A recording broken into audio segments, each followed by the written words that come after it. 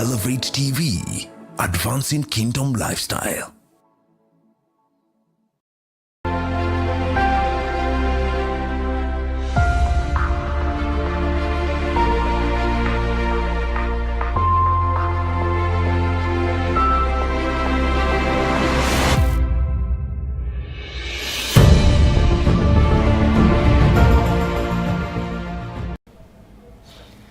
Yes, welcome to Unveiled show. This is a show that comes to you every Wednesday, 8 to 9 p.m.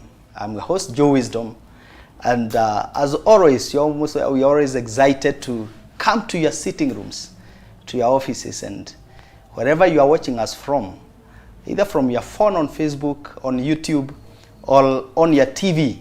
This is a family show, and we want to strengthen and encourage a man to find his place in the society. As it were, God created man in his own image and likeness and empowered him to be all that he created him to be. We have looked at the, different topics, the battles of men, we have looked at the family man, and today is a very special day. We are hosting a man I honor, a man I have worked with. This man is not an armchair general. No, he is a man who walks the talk. And as we listen to him tonight, as we have this discussion tonight, we are talking about the blueprint of man's wealth. Was man meant to be wealthy? And why is a man poor? Why are we battling economic battles?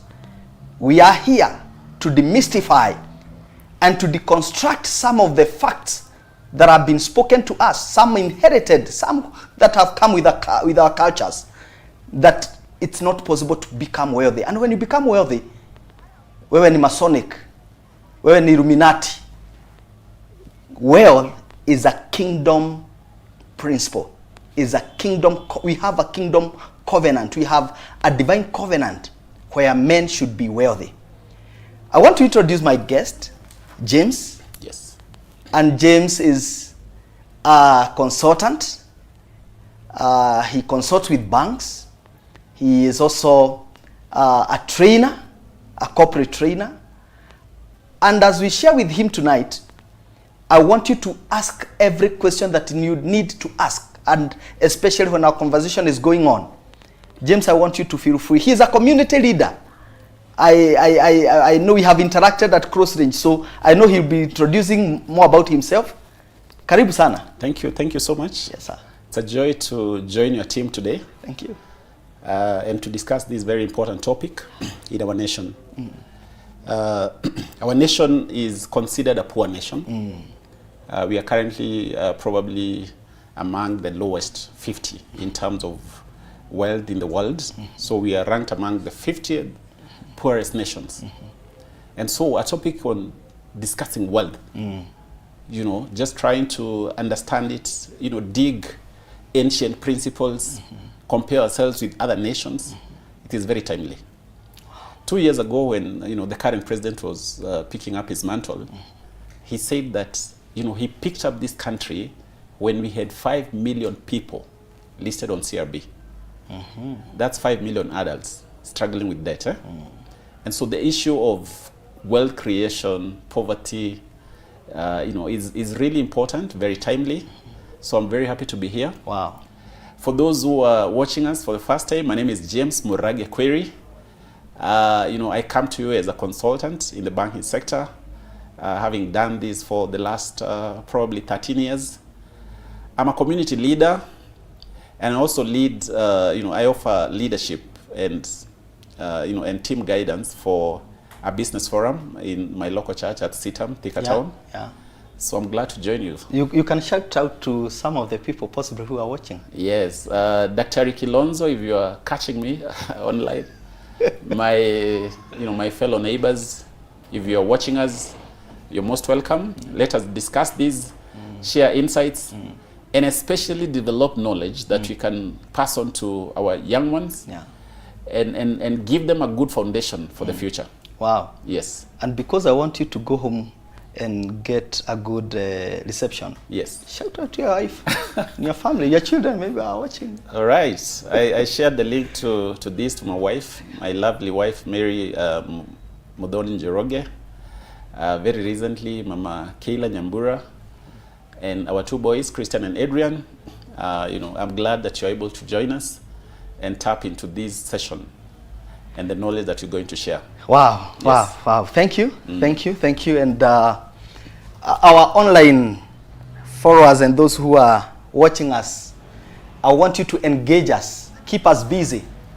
If you get some bugger points, write them there, pin them there, ask questions. And I want to ask, why are men poor? I want you to write that on your Facebook, on YouTube, wherever you're watching us from. I know Anthony, the editor, is watching. I know my wife, Linias Joe, is watching. And many people in Nakuru, in Roiro, actually tunasemanga UK, uko Kimbo. I know you are all watching. And Nairobi, here we are. I want James, because you are here to help us tonight. Yes. Why are men poor? Well, not a very simple question, but it's a question we can answer. Yes. Because we can study patterns. We can look at nations that have done well over time and help their people to come out of poverty and ask ourselves, what is it that they did? Yes.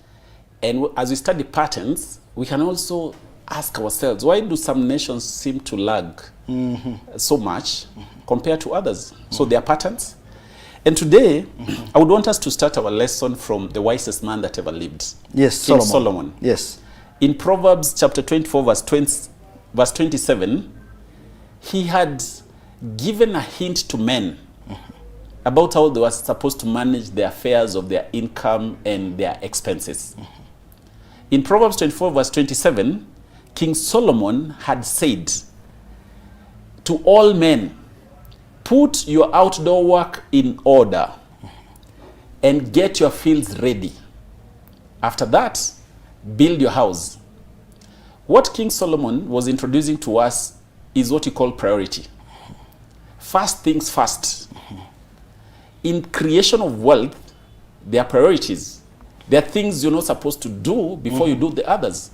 So the writer of Proverbs had told us that priority number 1 was to put our fields ready. All right. And to ensure that our outdoor work was significantly invested in. And when we do those things, they're supposed to create, we say those things helps to create cash flow for us. In other words, they bring inflows. They create money and put money in our pockets. He said it is after you have done that that you should build your houses. Wow. Now, building your houses, reflect what you call capital expenditures. Yes. These are convenient things that we need. We need houses, we need cars. But he had said those things, convenient capital, must come after we have created streams of income. That is in the wisdom of King Solomon. King Solomon, yes. Now, it would appear that if men do not grasp and understand how wealth is created, God is not happy with them.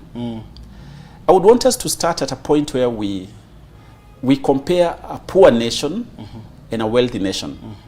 And I want to pick one particular statistic just to show you that in the question of creating wealth, men do not have an excuse. If you're not able to create wealth, then God is not pleased. Are you saying we are poor by choice? It is the things we do. When I look at nations that do very well, I find that one of the defining things that separates them is their knowledge and the way knowledge is utilized. So that you find, if it's their farmers, say dairy farmers, you find the way they produce their calves, the way they manage their feeds, compared to a poor farmer, them they are way ahead. Yes. They are doing the same things, but their knowledge is advanced. Wow. So, we can say that knowledge is the number 1 differentiator in creating wealth. Wow. All men are created equal, but the question of knowledge, the point of departure. Yes, it is what separates men. And you will remember in the Bible, you know, the word of God says, my people perish because of lack of knowledge. Lack of knowledge, yes. Now, what does that mean? It means the responsibility of knowledge is the responsibility of man. It is not the responsibility of God. Yes. If it was the responsibility of God, nobody would perish. But now he has left knowledge at the hands of men. If you have a farm, he wants you to go and look out for knowledge, to know what tree is good in my farm. What tree can give me the highest value. He will not come and tell you what tree. He wants you to go and find out how is water harvested and how can I, you know, do things like irrigation in my farm. Those things are the responsibility of men. So in places where men have learned how to do these things, they are able to overcome poverty. Wow. In places where men lag behind in these things, you know, they struggle so much with poverty. I want to give you an example of where knowledge sets a difference. Yes. You know, when a person dies and we go to their burial, Yes. we always say that it is the will of God. But is it so? Tell us. Today, life expectancy in Kenya stands at 62 years. Yes. Life expectancy, that is the average number of years a man live on earth. In Okinawa, in Japan, life expectancy is 87 years. 87. 87, a difference of 25. Now what that means is that if you took a man from Nairobi here today, and you took him to Okinawa, Yes. most likely you've added him 25 years. Okay. So then, you know, if that man lives longer in Japan than in Kenya, Yes. are we still supposed to say that it is the will of God? No. When men are unable to make wealth, their poverty even affect what you call sacrosanct issues. You know, the things that are supposed to be decided by God. Okay. So men are supposed to make wealth, Yes. and what you'll be sharing today are the ways or the principles Yes. that men are supposed to apply. Wow. So then, so that they're able to apply wealth. I want to shout out to some people who are watching us here. Okay. Charles Kamau Manyara, thank you, sir. The Man Unveiled show, waiting for the blueprint. There are people who are waiting for the blueprint. Yes. Linus Joe, to Kondani, thank you. Keep Koril Victor, thank you, sir, for watching. Let's continue sharing. And where to Kiskia Bonga Point, pin it there. We want to read your comment and see, in case you have a question out there. One of the things that I have realized, you know, there's someone who said, Yes. James, Yes. that the difference between the richest man and the poorest man in the world is information. Yes. That there's what the rich man knows, Yes. the poor man doesn't know. Yeah. We'll discuss it later. We call it the mystery of missing knowledge. Yes. You know, there's some work done around that area. Yeah. Which is really in the realm of knowledge. When men don't know Yes. what happens. And you've already said knowledge is men's responsibility. Responsibility, yeah. Now, I want us to go back to history a bit. Yes.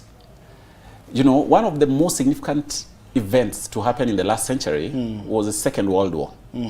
How did the Second World War start, and what was the question? Why were the people fighting?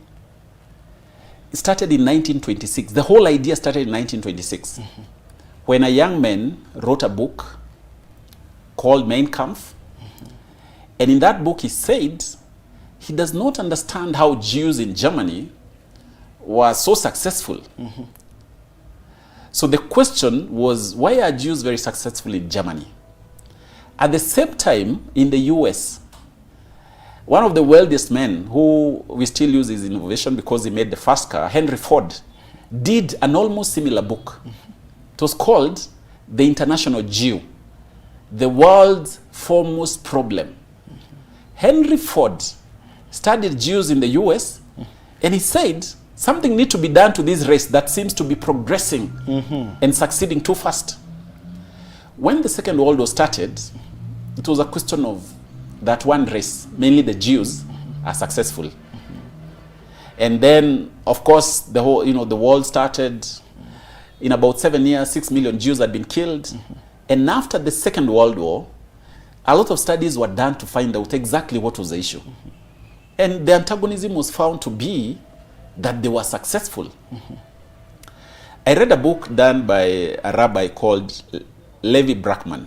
And in his first topic, he says, the book is called Business Secrets from the Jews.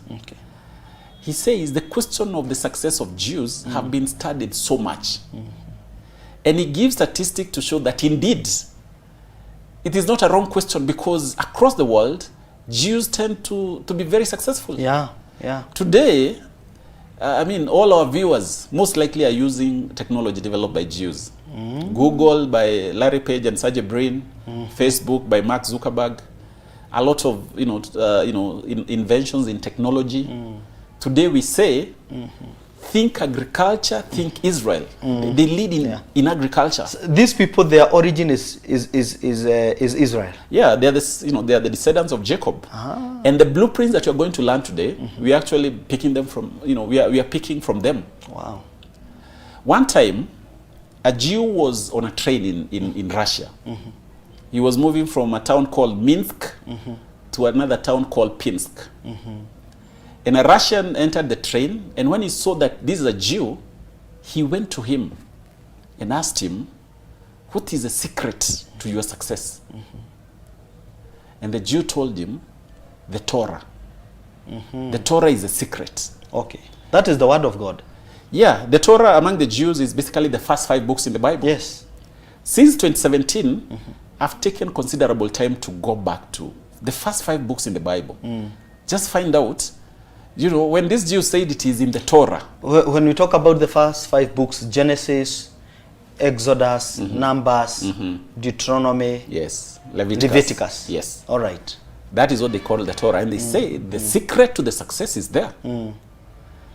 Now, to a plain person, when you read the Torah, the first 5 books in the Bible, it may not be very, it may not be very obvious. Would assume it's stories. They actually look like historical books. In fact, today, a lot of people dismiss those stories. They study the story of Abraham being told to go and sacrifice his son, and they say, it doesn't make sense. But today, I'm going to share with you principles gotten from there. Wow. And one of the most developed and one of the fastest, growing economies, one of the strongest military nations in the world, say that their success comes from there. Wow. So those are the blueprints that you'll be looking at. So the Second World War is a question of why are they successful? Yes. Okay. Right? And one of the questions I've always tried to find out is there knowledge that you can give a group of people to make them become better? That liberates them. Yes, that makes them successful. Say you take a sample of 100 people. Yes. Give them this knowledge. And then you have another 100 people who you don't give the knowledge. Yes. Then as you study them, can we find a difference? The blueprints that we're going to share today, I believe, if you took a sample and people practiced, we would find a difference. Because there are nations that have said, this is how we do things. Wow.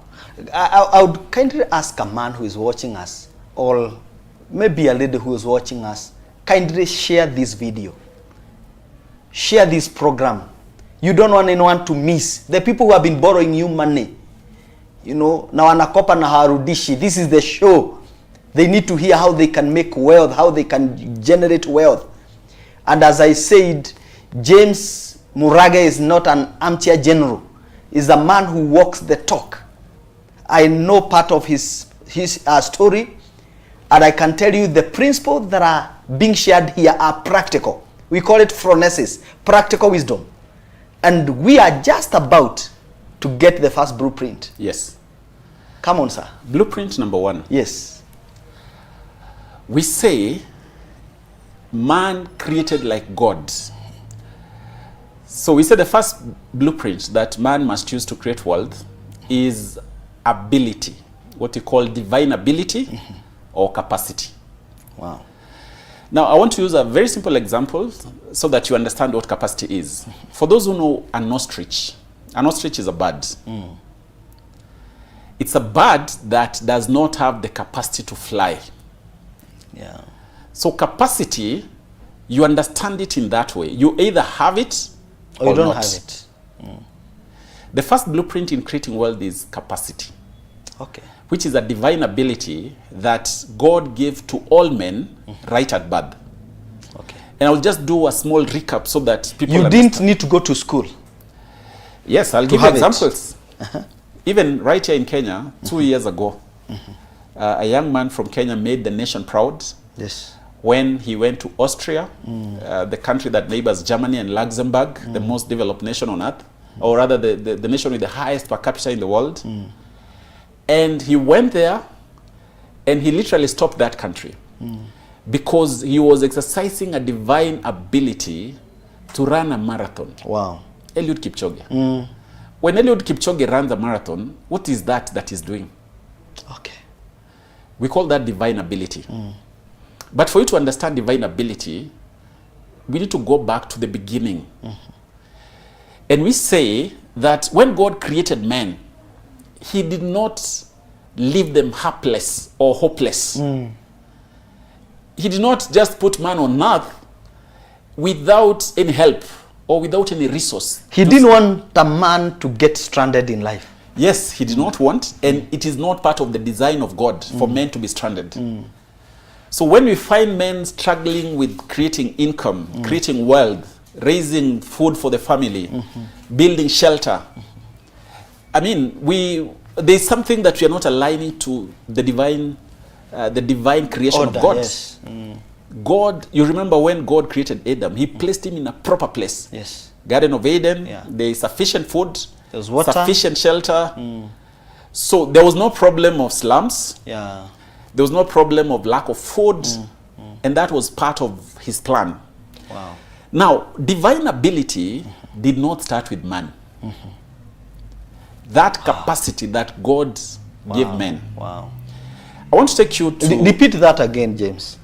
Divine ability. It did not start with man. It did not start with man. It started with God. It started with God. And where did it start? Right from Genesis chapter 1 verse 1. Which says, in the beginning, God created the heaven and the earth. Now, Jews studied the earth as an enterprise. Wow. And they say, the earth is the biggest and most sustainable enterprise ever. Wow. So it's an enterprise, just like the way you would go and open a business. Okay. Now, the next question becomes, who is the owner of that enterprise? It is God. The creator.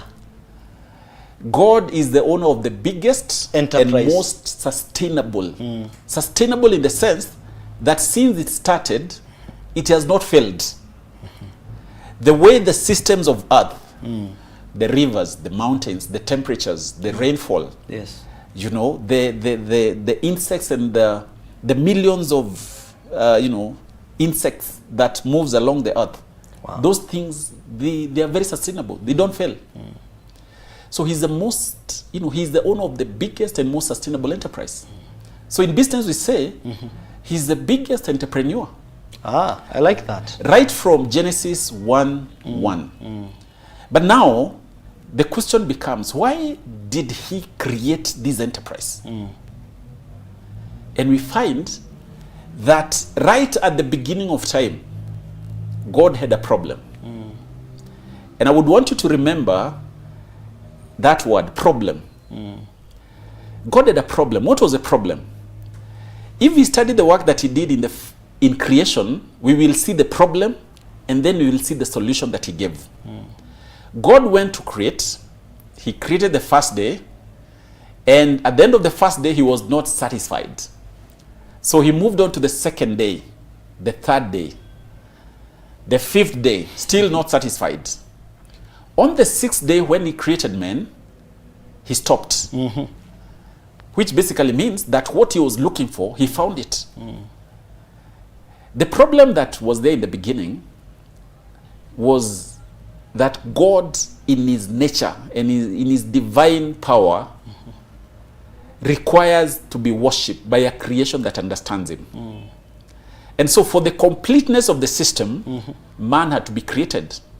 So we talk of a problem at the beginning and a solution. Yes. So man became the first solution in the order of things.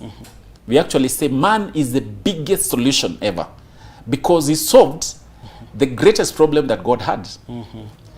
Now we are told that the man that God created, he made him in his own image. Yes. So one of the things that define a man is that all men carry an ability, every man was assigned a problem and an ability to solve the problem. Wow. So we are problem solvers. We are problem solvers. And that is how God wanted it. Yes. That to every man, you are given a divine ability to solve, even if it's one problem in the world, for a very good reason, as you're going to see. So men are problem solvers. And the divine ability that men were given were meant to provide a solution to mankind. One solution, a solution of some kind. So, blueprint number one in creating wealth is man tapping into a divine ability that God gave him in solving a problem. Because we find God starts with a problem, creates a man. In other words, from problem to solution. All men are supposed to be actively involved in solving a particular problem in the world. Wow. Now, I can use simple examples so that people understand this. Yes. I'll use biblical examples to understand what this capacity means. That you have some capacity that nature expects you to activate. We find Joseph, a young man born, in the family of Jacob. In the family of Jacob. When he's still a very young boy, when he goes to sleep, we are told that he would have dreams, and when he wakes up in the morning, he's able to interpret them. Okay? So that ability, it's divine.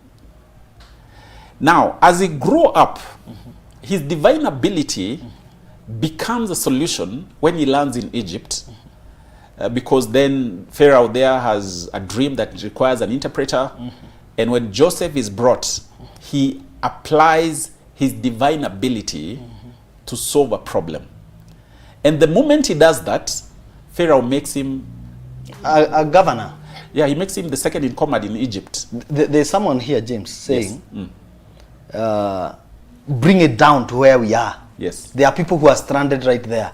They want to know what practical, what are these divine abilities to someone who is watching us right now. They are stranded, they feel like they are very broke. Yes. Actually, they have some few debts. Right now, they are receiving calls. Watu wakidaiwa na watu madeni. Okay. Actually, there is a friend of here called Nesh. Anasema there are those people who have been borrowing me money. Break it down for them. All right. Yeah. So we've said God gave all men some capacity, some ability. When you're growing up and you find that you have passion for something like food. Okay? Okay. That capacity or ability to connect to that is a message for you about what you should be doing. You love food, you love cooking. Yes. It is a divine enablement you have that should be brought out to become an enterprise. All right. When a child is musically gifted, so that when they're still very young, they're just very good with music. Yes. Part of our work as parents is to cause that ability to become an enterprise. Wow. Right? Wow. When we see that someone is very good with tools, okay? Yeah. You know, a kid is very good with the hammer, he's always touching nails. He's very technical. He's very technical. You always want to connect wires. That is, you know, especially when you have two boys, one is very good at that, another one is not. Yes. Then it speaks to something he should do in the enterprise world. The one who keep destroying things in the house is an engineer. You just know that that person is an engineer. Exactly. It is, you know, what that person has is a capacity to do something. Yes. And when you look at Joseph as an example, then you realize that that ability to dream is not a mistake. It is something that should be utilized in the enterprise world. Now, in this divine ability, it is not enough to just discover it. I'll use the example of someone like Eliud Kipchoge. Yes. Eliud Kipchoge is a wonderful marathon runner. Now, so we talk of discovering that ability, going to exercise it or to educate it. So if you love baking, it is not enough to say, I love baking. Yes. You need to go and exercise it or, you know, practice it. You can cook poison. Give it knowledge. Wow. Then once you give it knowledge, you take it to the marketplace. Wow. If, you know, our marathon runner just runs in the village, he doesn't practice, you know, he doesn't market his ability, then he will not be known. Yeah, that's so true. that ability would be for, you know, would be lost. Yeah. Other examples in the Bible for those divine abilities, David. Yeah. The Bible says he was a gifted, you know, harp player. Yes. Stone thrower. Yes. You know, they say that David most likely was a Lu. The way he was, you know, kwa upole.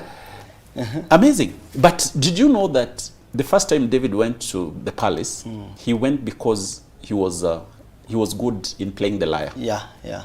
Which is something he had practiced in the wilderness. Yeah, yeah, yeah.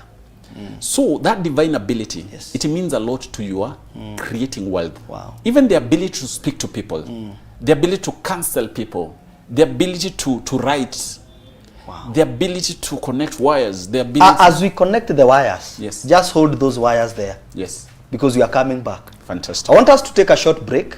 Then we'll be coming back reading your comments. Please talk to another man. In this show, we say it takes a man to get the best out of another man. Coming back shortly.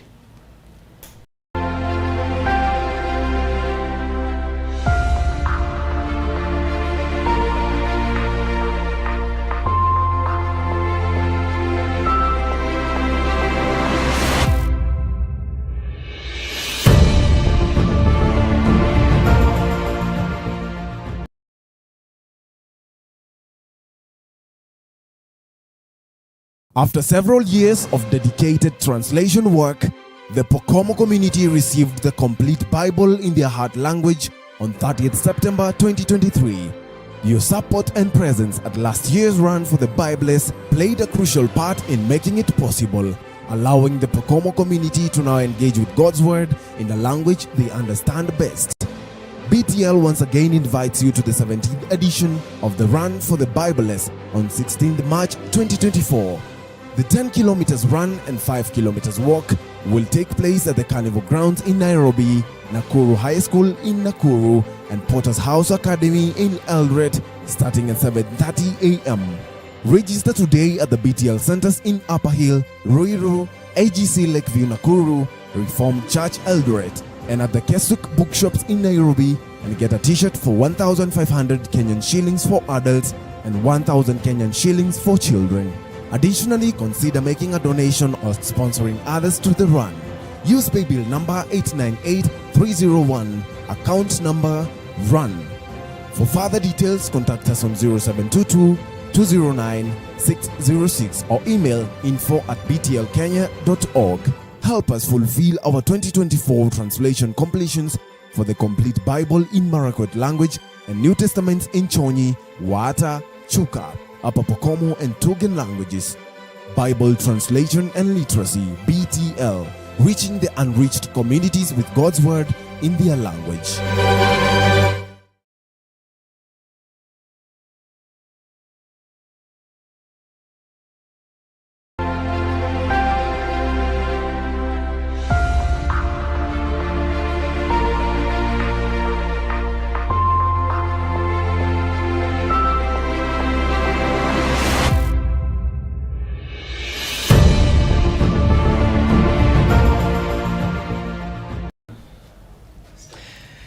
Welcome back.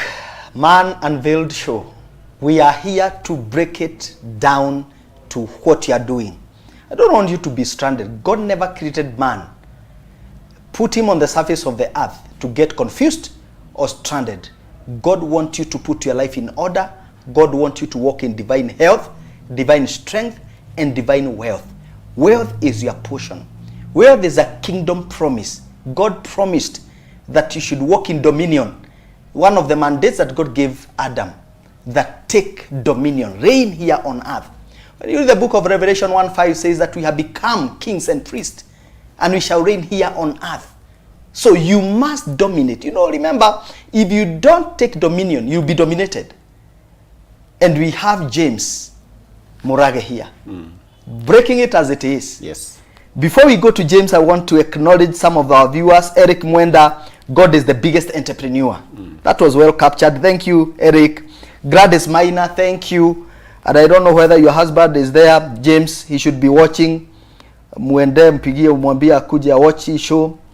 Charles Kamau Manyara, thank you sir. Hapo kwa problem ya Mungu nasikiza sana. Because God created a solution. Yes. Then Eric Mweda, he says that every man has a divine ability to solve a problem. Sam Ambrose, God bless you, all the way from Nakuru City. Nesh, can we call this divine ability to be your God-given talent? That's a question. You'll answer it, or your gifting. Thank you, Monica. Monique's chosen Munge. Thank you. I'm sure all the way from United States. God bless you for watching. Busoro Kevin is watching. Joy Njoru, this is my cousin. She's also watching. Okay. Abel Joroge tuned in. God bless you. Dennis Mongai. Thank you for watching. Keep Khalil Kevin. Thank you all for watching. Keep pinning those points there. Well, ukisikia tu boga point, pin it there. There's someone else who didn't get it and they will find it right there. James, we are talking about the blueprint. Yes. We want to hear more about this knowledge thing. Right. And this passion and what Nesh is asking. All right. Yes. Last year, I led a team from our church. Yes. You know, when you have a capacity to do something, I've said it is not enough. You know, it is not enough to make you wealth. You need to go to the next level where that capacity is turned into an enterprise. Okay. So I led a team, and we visited Kirdi. Okay. Kirdi means what? Kenya Industrialization Research and Development Institute. Wow. It's one of the government, parastatals. Wow. That is set up to do something very unique. I want to tell our viewers today that if, for example, you're passionate about baking, how does that become an enterprise for you? Enterprise, yes. You see, you should be able to convert that ability to a product. Say you make bread or a cake. Yes. If you visit Kirdi in South Sea, and the other centers they have, I think they have... Kindly somebody pin Kirdi there, because there are people who will be following. Yes. If you go to Kirdi, and you say that you're very passionate about baking, they only charge you a very small training fee for 1 week. Wow. They train you how to make the bread that you want. Wow. And then they go to another level. They tell you, since you are a young entrepreneur and you don't have the capital, you can use our resources, our equipment for 6 to 18 months to be making your bread here. And then your work will now be to market it. Wow. In other words, we move from capacity or ability or passion. You know, the United Nations actually recognize it as passion. Because they say, you've been through the ILO program, which says, there's no need to train a man business if you cannot help him to identify his passion. His passion, that's true. Which is basically the compass. Why was he created? Why was he created? What is he supposed to be doing on earth? So Kirdi can be a very practical way to convert something you like or something that you feel you are enabled to do into an enterprise. Yes. And they can make hundreds of products through Kirdi. Wow. Now, what the government is currently trying to do is to take Kirdi or the model to the counties, what we are calling the county aggregation parks. Okay. It is actually a mini Kirdi, so that you have equipment for bakery, equipment for making chemicals, equipment for making animal feeds, equipment for making various engineering products, equipment for making leather products, right at the county level. So that if you have a liking, say, for dairy, if you love cows so much, how do you get maximum value out of it? I invited the Director General Kirdi to come to a forum, and he spoke to us. Wow. And he said, if you slaughter a cow and you only consume the meat, and you throw away the hide, you only get 10% of the value of that cow. Wow. Meaning you have lost so much. Yes. So we move from capacity to enterprise, and the gap there is normally knowledge. Yeah.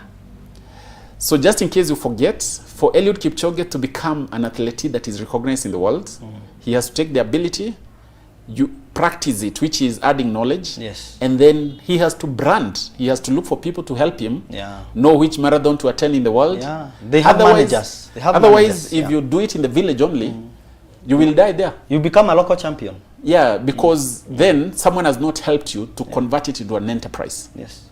Wow. Now, one of the nations that is very good in this knowledge that we're sharing are the Jews.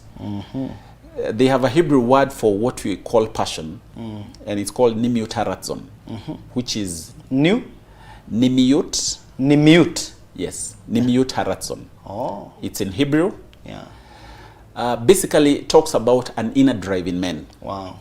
And you know, the foundational in training their children is educating the area that a child shows inner drive. Wow. So most likely a child that ends up as a farmer among Jews, most likely he had shown that interest. Wow. And so even as he grow up, that ability to be a farmer will not be just for business. It is self-sustaining. It is sustainable. Wow. So that is about the first blueprint, capacity. I would want to challenge my viewer to go and listen to Steve Jobs. Okay. Steve Jobs created what is today the biggest company in the world. Apple, last year, their total revenue was about $400 billion US. That's about 60 trillion, which is like many African countries combined. Yeah. And one time, Steve Jobs went to give a speech, you know, at a university graduation. And that speech on YouTube is called Connecting the Dots. Connecting the dots. Somebody pinned there, connecting the dots, because we are supposed to go there after this. Connecting the dots. He was giving the speech at Stanford University in a graduation ceremony. Of course, he said he's lucky to be in a congregation of graduates because he never graduated from university. And this is what happened. He was admitted at Reed's College to study some course. But when he did 1 year, he realized that the parents were really struggling. And so he decided to drop out of college. But he said that speech that he did, when he dropped out of the former college, he did not leave the college. He stayed back for another 18 months. Because in his first year of study, he had discovered a class that he connected with. Wow. And that class was on calligraphy. Okay. He stayed back at Reed's College to study calligraphy informally. He would just attend classes, not do any exam. And so he was technically not in school, but he was following where his interest was. Yes, because the day he went into that calligraphy class, he felt that that was his area of capacity. Wow. Now he says in 1994 when they were creating the first Macintosh, their first computer, what differentiated it in the market was actually his input on calligraphy. Wow. You know what we now call fonts on computers? That was the work of calligraphy. And when he put that in their first computer, when it went out in the market, it differentiated it. It became the selling point. Yes, and it became very successful. And from then on, of course, he had challenges along the way, but from then on, you can see that he became very successful. Wow. What does he? He traces that success to the time he studied calligraphy. Wow. Now, what connects a young man to calligraphy? The word is capacity, or that divine ability, a divine inner drive that connects you to something. Yeah. I would also want to ask my viewers to go and read the book by Napoleon Hill. When you do personal finance management, we ask people to go and read Think and Grow Rich by Napoleon Hill. Yeah. Yeah. Early 1920s, Napoleon Hill, who was a journalist, went to interview the then most successful American. His name was Andrew Carnegie. And he wanted to ask him, what is the formula for success? And Andrew Carnegie told him, if I give you that answer, it may be subjective. It may not apply to all people. Yeah, yeah. So he gave him a challenge. He told him, I'm going to finance you. Go and look for other successful men in the US. Ask them the same question. Then come and do a report. That report ended up being the book we call Think and Grow Rich. Wow. And Napoleon Hill says he interviewed 500 of the most successful Americans then. Yeah. One of them ended up being an American president. His name was Wilson Woodrow, and many other people. In his second chapter of that book, he says, as he interacted with these successful men, he discovered that all of them seemed to have a very strong attachment to one thing. He called it a very strong desire to achieve in one line. So you'd find a man who is only interested in publishing books. He would find a man who is only interested in rearing dairy cattle. Another man is interested in construction. He called it inner desire. Wow. Or, you know, a strong desire. And the question becomes, where does this strong desire come from among men? We trace it back to the Bible. Yeah. That inner ability that God gave men. Wow. It was meant for enterprise. It was meant to solve problems in the world. Now, I want to say something. You know, when we study business, you know, many people ask, I want to start an enterprise. What business? We say business should be born out of the collision between that inner ability or capacity versus the problem in a community. Yes. So you are very passionate about baking. How do you bring up a business? It is that ability. Then you study within your community. Where is it that people don't get bread? So a collision between ability versus a problem. A problem, yes. Because you were created to be a solution. Wow. That is a solution you should give. We are talking to you right there from your sitting room, from your office, or wherever you're watching us from, the comfort of where you are sitting or where you are standing. As a man, we are addressing the issue of enterprise, the blueprint, wealth creation. And we are saying that you don't need to sit there as a man when you are jobless, not able to provide for your family. We know we are living in hard economic times, but can you imagine how James is breaking it here? That from what you love doing, from the capacity that is God-given. And this capacity, James, you said, it was there even before you went to school. Actually, you need to identify it first. So the fact that you lost your job does not mean that you are jobless. You can still do something with what God has given you. Things that God has freely given you. So I want to acknowledge some few people who are here. There is Elder Nicholas Dohio, PCA Huruma. True God has given us his divine nature to build wealth according to 2 Peter 1, 3 and 4. Thank you so much. Great eye opener for wealth creation. Well done. Winnie Doire, thank you, Winnie. I know Winnie. Erija Kemanzi, watching from Mukuru kwa Ruben. Thank you so much.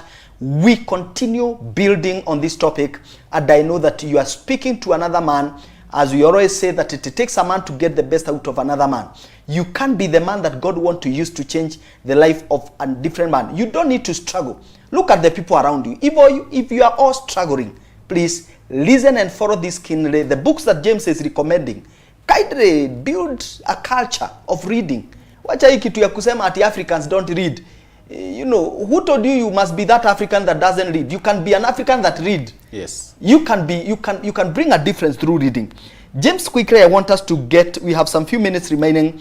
We want us to break. I know we can't we can't get through the 3 points, but I know we can do justice. All right. To where we are right now. Yes. And make it very practical, because after this, I know there are men who will go to do enterprise tomorrow morning. All right. Yes. So number one, you need to understand that you are created to be a solution. There's a solution that the world awaits from you. And that solution is best within your area of natural capacity, or what you call divine ability. And we also say it is within that area that you can get the greatest value. And we say value rises when there is scarcity. You know, the only area that you can be very scarce, in other words, it is the one area that other people are not able to copy you. It is within that area. Because of time, allow me to touch on the other blueprints. Then okay. Maybe on a later time we can delve deeper into them. You can revisit. Yeah, maybe one. The second blueprint in creating wealth is what you call physical resources. Wow. Physical, something that can be touched. Yes. When God appeared to Moses in Mount Sinai, and he spoke to him, you know, he asked him a question: what is in your hand? Yes. And Moses realized he was holding, you know, a walking stick. Lord, yes. And that walking stick became very important in God using Moses to accomplish his purpose. The one that parted The Red Sea. Yes. Elijah, during the time of Ahab, runs away and goes to a place in Zarephath. And he finds a widow, and he asks the widow to make for him bread. And the widow says, I have just flour to make one, Just a little flour. Actually, she asked, what do you have in your house? Yeah.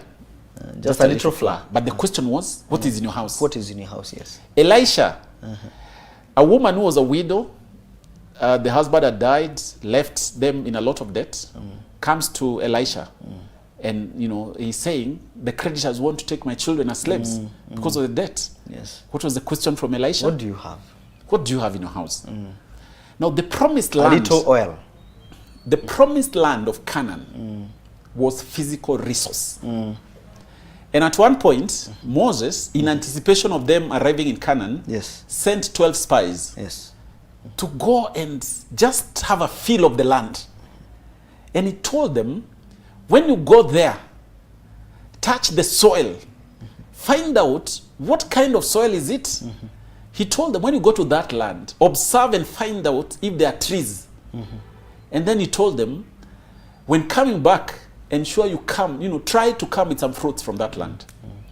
Part of the blueprint of creating world is on the natural resources that God has given to us, not only as individuals, but also as nations. Kenya, we have a lot of land, arable land. Yes. We have a lot of water, a lot of water in rivers, but God even adds us. He sends us rain. Yes. Like now we are anticipating rains. We have a lot of solar energy. By chance, God placed Kenya right at the equator.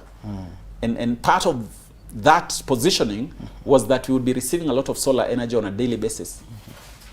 Now I want to give an example of how natural resources are used in creating wealth. Saudi Arabia is one of the wealthiest nations on earth. It's a desert country, very hot. And if the people of Saudi Arabia relied on observing the top of the land, the surface of the land, they would be very poor. And they would die because the place is very hot. In natural resources, we talk of looking for knowledge on how to utilize the natural resource. So what Saudi Arabians did is, they went out to people who know how to explore deserts. They went to the Americans. When the Americans came to explore their land, they found that the wealth of that nation was hidden underneath. Okay, the minerals. It was crude oil. Okay. And since that happened, the country has been rising. It is one of the wealthiest nations on the earth. Women in Saudi Arabia, when they go to shopping, they carry money in millions of dollars. When they go to London, when they go to Paris, they carry money in millions of dollars. Money to them is excess. Where does their wealth come from? Natural resources. Natural resources. I want to talk to the people watching who Yes, have a little bring it piece of home. land. Yes. You have a little piece of land that you have not touched for the last 10 years. Yes. You have some land in the village. I talk of people who have land that touches a river. Yeah. It is tragic. If you have a physical resource, land, touching another physical resource, a river, but you don't make wealth out of it. I say when you see that connection, land touching a river, that's a message about something you're supposed to be doing. Wow. And I've said, with natural resources, you don't have to know everything. Saudi Arabians didn't know how to explore oil. You have to go and look out for people who know how to get the best out of your natural resource. Natural resources, we are talking of anything that is physical on earth. We are talking of trees. Nowadays, a lot of people are going into herbal medicine because they have realized that the trees that grow within us, they are not only bushes. They are medicinal, They are medicine. It is studying the things that are right next to us and creating value out of them. But it is also looking at the natural resource we have and looking for the quality knowledge of how to get value out of it.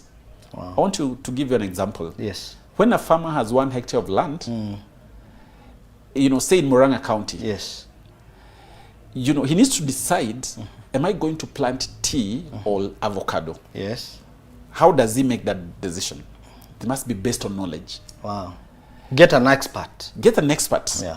Now, when farmers just copy each other without any expert knowledge, then you find that we produce very little using our natural resource. Kenya, If you look at what is happening in Galanakulalo, that's 1 million acres of arable land that Kenya had never utilized since the creation of the earth. Yeah. It's not only now we are realizing that we have so much land that we have not utilized. Now, for you to make value out of these blueprints, there is something you need. Yes. We call it capital. Okay. We call it capital. Now, those who study economics, as you talk about capital, because I would want you to mention, because there are so many dreams. yes, So many visions. Actually, I was to come to that because there are people who are watching us and they are telling you, you have a very good conversation, but you need money yes. to do all these things. What is capital? One of the most important things a man must prepare for in life is how to raise capital. Yes. In business studies, we learn that the factors of production, one is land, second is labor, third is capital, Yes. fourth is entrepreneurship, that is ability to go to the market. Now, capital is what we may call liquid resource that helps you to activate all the other blueprints. We've only looked at the 2 blueprints. There is the last one, which is specialization. But capital becomes the fuel that unlocks the value out of that land. Land being a physical resource. How do you get greatest value? You need, for example, to do irrigation. You need to do drip irrigation. Where do I get this You money? need some money, exactly. Yes. So, number one with capital, you must prepare for it. And it is something that our people need to be taught in school. By the time you're leaving university, one of the most important things you need to do is prepare yourself to raise capital. How do you raise capital? Yes. In wealthy nations, like among the Jews, they say, money circulates among Jews 18 times before it moves out of the families. And basically what that means is that it is very easy to raise money among Jewish families. Okay. In Kenya, people say, warriors, they're very good in raising capital. Yes. Why is that? If you study their culture system, number one, they're very honest and very trustworthy to each other. Okay. If I give you money to do something, they pay back. How do you raise capital? So number one, if you come from a wealthy family, you can raise money from your family. Okay. But Mchango. It's actually the cheapest source of capital. If your father can give you some inheritance. A soft loan. A soft loan. Or your family members, if they're doing well, they can give you some soft loan. That's number one. Now, for most Kenyans, that's not, it's not possible because most families are not able. Yes. Number two, all of them are struggling. Yes. Number two is that if you have an income source, you start preparing for capital early. Okay. For instance, I work a lot in the SACCO sector, and SACCOs are known for savings. Yeah. One of the ways a man prepares himself is to save. Wow. And save in a structured way. Say in a SACCO. If you save, say, 500,000 in a SACCO, today in Kenya, most SACCOs can give you 1.5 million or 2 million as capital to do something. So how are you preparing to raise this capital? You are saving. Another way to raise capital is to form social structures. Ladies in Kenya are good at doing chamas. Oh, chamas, yes. Chamas are a good avenue if they are utilized well. Because what happens in chamas is that people come with the different abilities. Yeah. And sometimes we have a lot of what you call idle capital. People who have money, they're not doing anything with it. Yeah. Then we have people who have a lot of ideas, they don't have money. So if we were able to create such structures, very social structures within our families, say you have 10 families that trust each other and they're able to raise capital among themselves, it can become a very good source of capital. Wow. When I speak to men, I tell them, you must belong to a chama. Wow. Not for other reasons, but for the sake of raising capital. Invest. When you tell them chama, they think that that's a women thing. We are talking about investment groups. Yes. A chama is an investment group. So as a man, do you have an investment? Are you in an investment group? Yes, a man should prepare to raise capital. So chama or a group is a good place. And we talk of homogeneous groups, a group where you have 10 men. Yes. There are things that bind you. For example, it could be neighbors, neighbors who are not shifting. Yes. Or there's something that you do commonly. A small group where part of your agenda when you meet is money. Money pulled together. Wow. Capital is money pulled together. Wow. When it is pulled together and you have developed a value system that maybe, you know, when you need money, you can access it from here. Yeah. That becomes a good source of capital. The challenge you have in Kenya is that our trust levels are very low. When people borrow money from each other, they don't pay back. You form small chamas that could act as a very good springboard for capital, but then you realize this one borrowed, he did not pay back. So our level of trust is very low. Yeah. And that makes raising capital very difficult. Yeah. As we go to wind up, there's a gentleman called Hernando Soto, who did a book that I would recommend. It's called The Mystery of Capital. And what Hernando Soto was doing, he was Prime Minister of Peru at some point. Then he went to work for World Bank and IMF. He was just trying to find out what is the difference between a developed nation and a developing nation. Why are poor country poor?